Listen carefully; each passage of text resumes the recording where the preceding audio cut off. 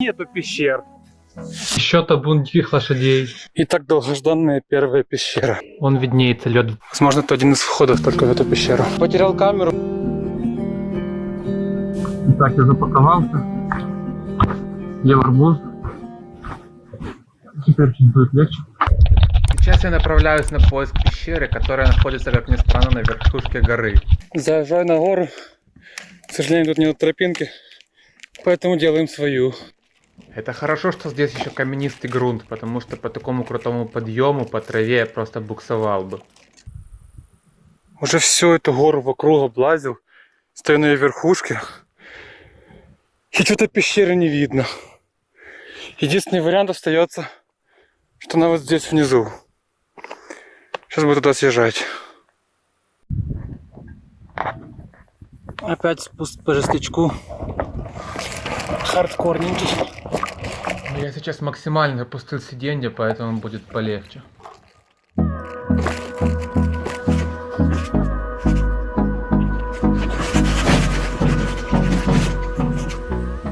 Короче, я объехал всю гору вокруг, и здесь нету пещер. Зачем я туда-сюда поднимался? Только время потратил. Надеюсь, мой велик выдержит такие суровые испытания. Еду просто по таким как кустам, колючкам и траве, без дороги вообще. Есть такое чувство, будто находишься на краю земли.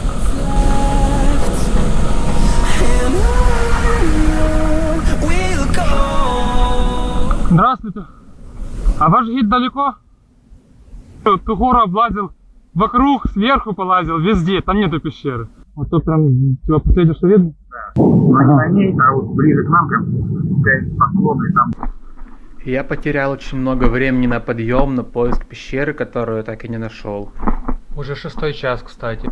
Поэтому я решил не ехать снова на поиск пещеры, о которой мне рассказали, а направиться прямиком в самую отдаленную пещеру, Большой Бузлук, в которой находится вечная мерзлота. О, а вот дорога. Почти идеальная дорога. Хотя не особо идеальная. Мне местные обещали, что здесь будет хорошая глиняная дорога, и я надеюсь, что смогу быстро проехать 12 километров до пещеры, чтобы засветло вернуться. Потому что в темноте по такому спуску по камням не съехать. Зря с собой не взял запасные тормозные колодки. Интересно, это дикие лошади или не дикие? Может взять одну, даю скакать, что не очень переживаю, как я к ним подъезжаю. Почти вероятно, что дикие. Ребята, вообще класс. Я бы их и подольше поснимал, но у меня зум не такой классный, они убежали. Кстати, Караби — это самое безлюдное место Крыма. Пастбище черного паука в переводе с крымско-татарского. Еще табун диких лошадей. А поверхность Караби-Яйлы вся как лунный грунт, покрыта карстовыми воронками, камнями, торчащими из поверхности. А вот она гора, с которой я только что спустился. Тайкаба, которая самая высокая здесь. Снизу еще выше, кажется, чем сверху. 1262 метра над уровнем моря, напомню. Мужик, конечно, молодец, мне сказал, что дорога нормальная. Получается, я послушал опять местных и опять попал за этого в жопу. Потому что я рассчитывал, что я сюда приеду, и здесь будет нормальная дорога, которую я быстро пройду. С такими темпами я здесь буду ночевать. Уже 6:30, а я только приближаюсь к самой дальней пещере. Если бы знал, что здесь такая дорога, я поехал бы сюда с вещами, с ночевкой. Настолько нормальной дороги не было даже на подъемах. О чем они мне говорили, что здесь нормальная дорога, мне непонятно вообще. Итак, долгожданная первая пещера. Местные меня предупредили, что здесь спуск возможен только с оборудованием, поэтому, к сожалению, внутренне попасть не удастся. Надеюсь, смогу увидеть лед издали хотя бы. Прикольно, здесь есть люди. Вход в пещеру Большой Бузлук выглядит как большая карстовая воронка, в которой растет бук. И эта пещера рекордсмен по количеству скопившегося в ней льда. Здравствуйте.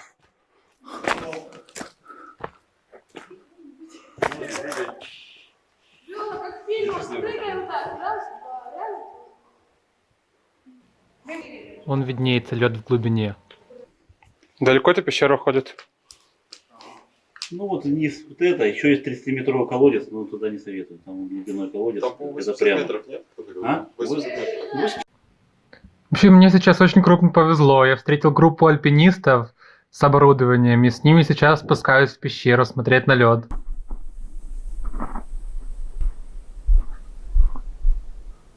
А вы, ребята, откуда? Они, оказывается, с Феодосии приехали. Качество звука очень плохое. Это в Феодосии еду. А вот там он вверху тоже какая-то пещерка. Туда она далеко идет? А я так понял, это самая интересная пещера, да? Не, ну я имею в виду, если такие, что легкие, это самое интересное. Он ответил мне, что самые интересные те, которые по 200 метров глубиной. Интересно.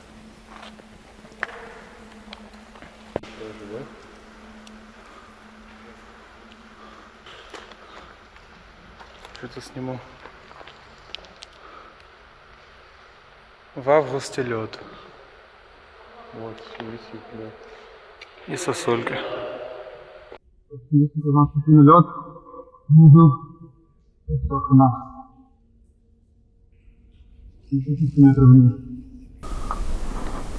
Температура здесь держится около 0 градусов круглый год, и лед не тает десятилетиями. Также по стенам можно увидеть застывшие водопады высотой 4-5 метров. И площадь обледенения здесь меняется каждый год. В 18-20 веках места эти арендовали австрийцы, выпасали здесь овец, чьи тушки очень хорошо сохранялись в природном холодильнике под названием Большой Бузлук. Садится. Вау, Класс. как круто. Это видео? Ага.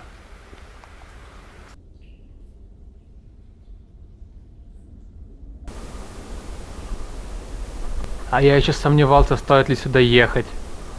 Однозначно оно того стоило. Вот только что очень жестко вылазил из пещеры. Пытаюсь побыстрее. Соскользнуть немного. По экстриму было. Но камера, оказывается, в этот момент села. Я, конечно, внизу уже даже там замерз. Погреюсь немножко на солнышке. Фух. Так, приехал к очередной пещере, которая случайно просто попалась на пути. Называется пещера Крубера. Сейчас посмотрим, что здесь.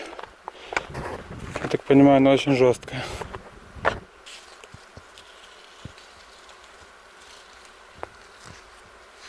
Шеврон туда кинет камень побольше.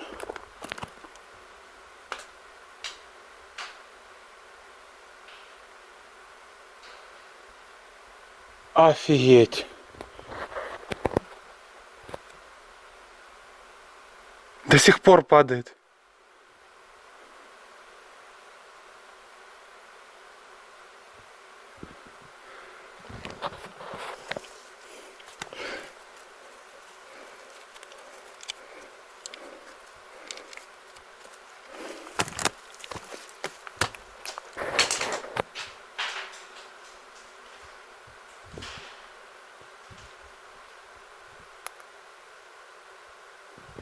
Я так понимаю, возможно, это и есть та пещера, которая метров 500 в глубину. Судя по всему, там в траву уходит эта пещера под названием 200 лет Симферополю. Вот здесь поаккуратнее идти. Да, холодом тянет жестко.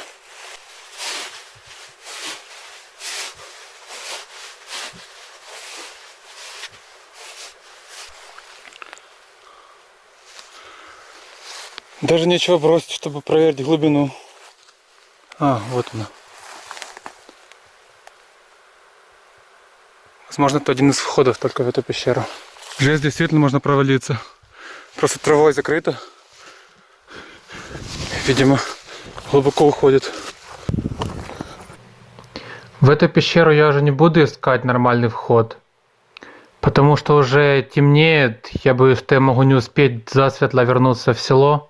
Но я еще хочу по пути заехать в пещеру Мамина. Фух, я потерял камеру возле пещеры Крубера. уже возвращался. И на полпути меня там догнал этот УАЗик. И они нашли и вернули меня. Я так переживал за видео, это пипец. Сколько ты снял? Там почти 5 часов материала уже. Ну все. Наснимал футлоу. Какое облегчение. Теперь меня уже не пугает перспектива переночевать в поле. Теперь я такой доволен. Вот на пещера Мамина опять подгадал с этой группой. Пора, наверное, надевать футболку, потому что что-то прохладно становится. Спуск в Мамину пещеру. За целый день не было времени покушать, поэтому сейчас разговариваю и лезу в пещеру с полным ртом.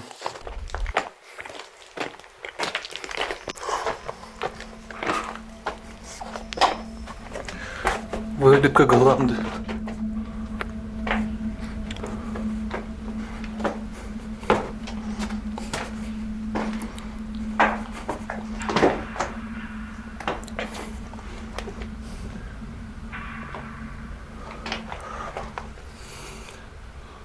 Есть кто? Вот теперь не знаю, слазит или нет, как-то страшно. Здесь спуск только по этой палке, я сейчас поломаю ее и не вылезу обратно. Есть кто?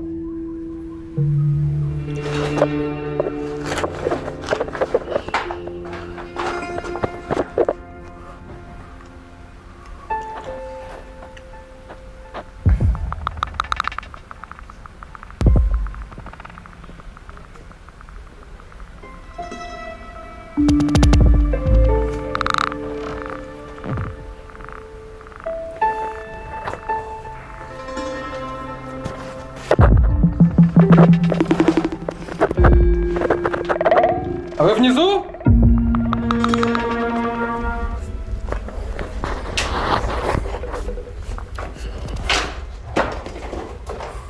Класс, вот как раз палку я и поломал.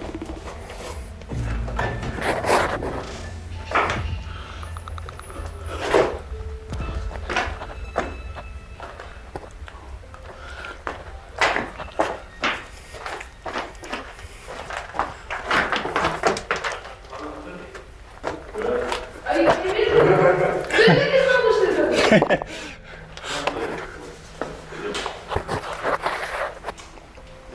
это? Это второй. Да. Первый тот. А это более ранее, но тот, что радионий, это более ранее. Жесть, вообще такие спуски. Я, честно, не знаю, как мы сюда будем вылазить, потому что я как-то слазил, палка сломалась. Не, нам хреново, еще по-другому выход. А вот, смотрите. А вы по-другому заходили, что ли? Да. А, А может, а я просто слышал вроде голоса отсюда. Если бы не знал бы, я бы не лез бы, честно говоря. Серые завечки, большие слова. Ага. В итоге, да, он не все был маленький. Ага. Пошли вниз. Да вниз это было ползти. Он накрасится. А, это выход, да? Вон там. Нет, там еще второй зал есть, и потом можно... Да. Там, наверное, ничего. А там внизу что? А там что? Да там ползти, нафиг. Да.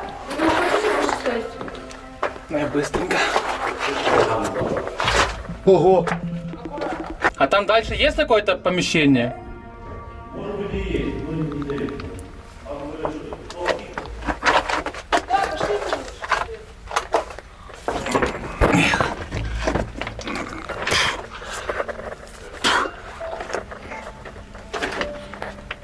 Блин, нет, это все, это тупик. А вы, ребят, были уже в таких пещерах? Нет, вообще первый раз вижу. Я тоже первый раз, так интересно. Понял? Вот сюда. Сюда мы вылезли. Серьезно? Да. Я, правда, да? Тебе платно, да. Это наш выход. Сань. Ага, я сейчас выйду. Здесь просто огромный зал, а выход через узенький, малюсенький проходик, по которому сейчас придется ползти на четвереньках. Да, страшновато, конечно, одному лазить по таким пещерам. Жестяк такой. Только выход там не завалите мне, пожалуйста.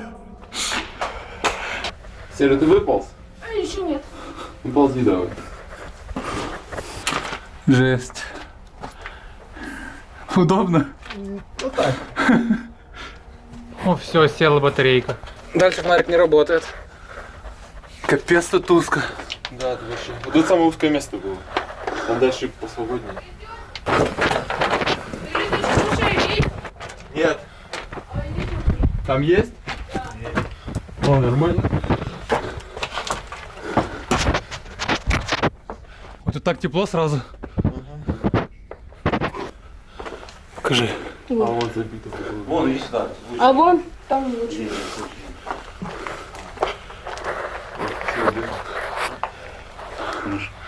Летучие мыши. Не видно, наверное. Видно. Их вообще много. Они по осени, просто сейчас людно лазят, часто люди. их там нет. А туда, когда по Гнездо осени, Бэтмена. либо рано весной вылазят.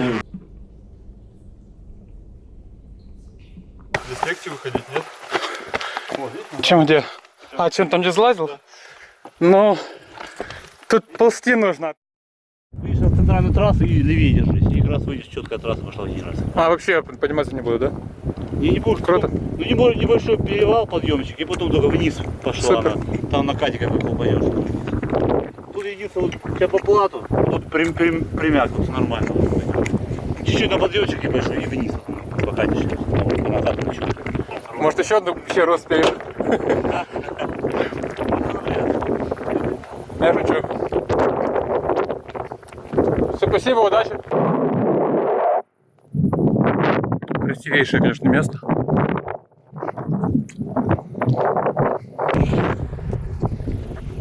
Я остался один. Генеральского практически уже только спуск будет. Думаю, быстро доеду. Желательно мне там быть до 9. А уже 8:11. Ну, этот такой прикольный еще оказался. Волновался за меня. Вот еще здесь. Это с экскурсией был. Здесь, конечно, прохладно становится. Отправляюсь в село Генеральское. Там буду ночевать. Не думаю, что голову затянется эта поездка. Закат просто изумительный. Я опаздываю уже в Генеральское. Ну, блин, я не могу это не заснять. И луна. Вот только я не знаю, если не в 9 часов все разойдутся, у кого я буду вещи забирать. Какая дорожка здесь немножечко. Ее нет.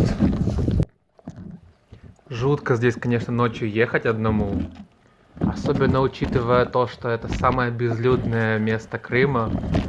Я слышал легенду об этих местах, точнее даже о метеостанции, которая находится на Карабияйле. Что однажды в тумане, который здесь часто поднимается, потерялась работница метеостанции. Она, как обычно, шла снимать показания за 300 метров от станции, но по каким-то загадочным причинам она не смогла найти дорогу обратно. Нашли ее в 3 километрах от станции и примерно там же и похоронили под холмом.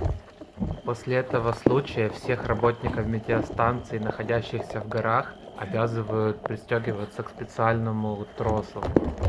Но на этом история не заканчивается. И вполне вероятно, что это как раз та женщина, которая стала призраком Карабияйлы. Один турист рассказывал, что однажды с товарищами он шел к метеостанции, и по дороге они решили сделать ночевку. И вот спит он в спальнике без палатки, но чувствует холод, и вроде бы завернуться покрепче, а он лежит, только глазами моргает и пошевелиться не может. И вот виден он эту женщину. Она перед ним склонилась на него, смотрит, а он на нее. Закричать бы, да не может, а потом говорит, она бесшумно ушла в лес, и его через время попустила. Но это не единственная история о этом существе, была еще одна, более жуткая. Когда-то на метеостанции, что на корабле, был такой метеоролог, которого звали Виктор. Так все это было бы хорошо, если бы он не был один там.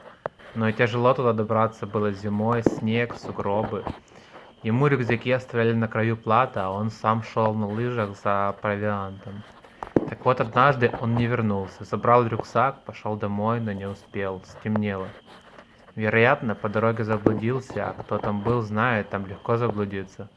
Нашли его в одной из воронок раздетого, его лыжи были у него очень далеко, рюкзаки порваны и провиант раскидан. Что произошло, никто не знает. Говорят, он любил общаться с той женщиной, и она была у него частым гостем, но вот она ли была причиной, неизвестно. Да, генеральская яма не успеваю. Ничего тут не сгорит.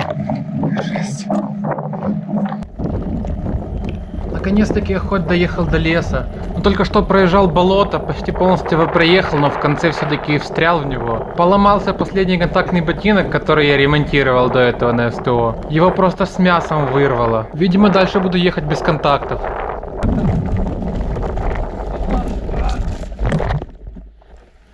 Жесть.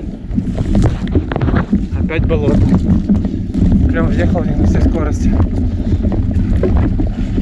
Уже практически 10 часов вечера, а я до сих пор тут катаюсь. И теперь заехал в какие-то вообще болота. Блин, хорошо, что я здесь еду без Сани, а то он бы здесь так матерился. Мне непонятно почему свой генерация, который находится внизу, еду постоянно вверх. И у меня сейчас возникло ощущение, что вокруг меня везде бродят волки. Даже 2 раза показалось, будто бы я одного видел. Очень надеюсь, что это разыгралось мое воображение. Нужно создавать как можно больше шума и света, чтобы им не хотелось на меня нападать.